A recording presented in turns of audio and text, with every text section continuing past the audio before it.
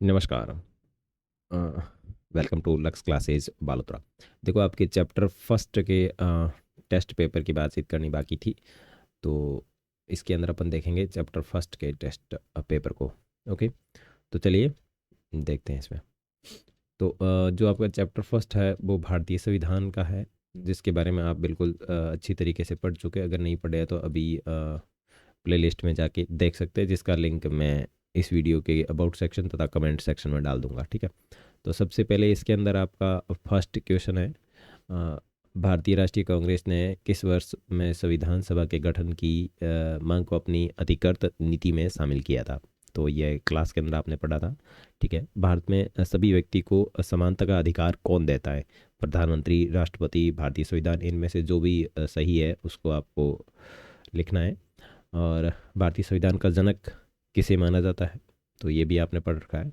उसके बाद में भारतीय राज्य के 3 अंग होते हैं। अब वो 3 अंग कौन कौन से होते हैं वो यहाँ पे आपको इस रिक्त स्थान की पूर्ति में लिखने हैं। उसके बाद में भारतीय संविधान सभा का प्रथम अधिवेशन कब हुआ था वो लिखना है।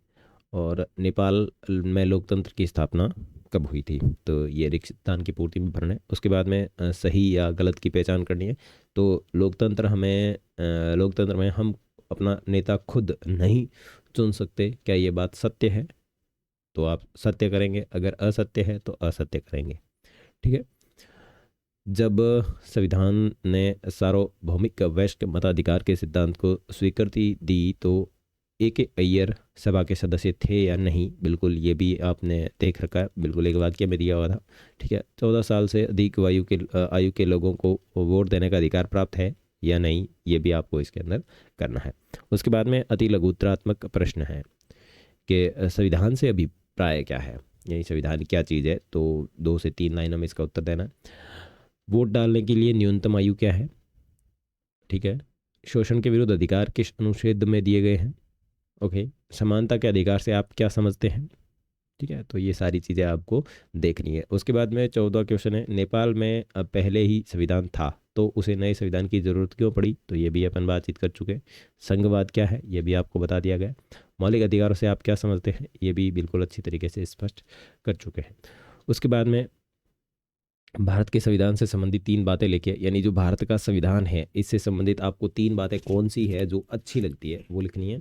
और किसी भी देश के लिए संविधान की आवश्यकता क्यों होती है, कोई भी राष्ट्र होता है उसके लिए संविधान क्यों जरूरी होता है वो।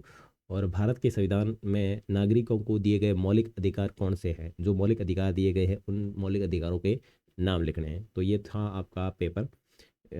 बिल्कुल धीरे धीरे देख करके इन सभी के उत्तर आप लिखें। नेक्स्ट क्लास के अंदर मैं इसकी आंसर शीट डाल दूंगा, जिसमें आपको पता चल जाएगा कि आपने कौन सी प्रश्न की जानकारी जो है वो गलत लिखी है। ठीक है, तो मिलेंगे आंसर शीट में।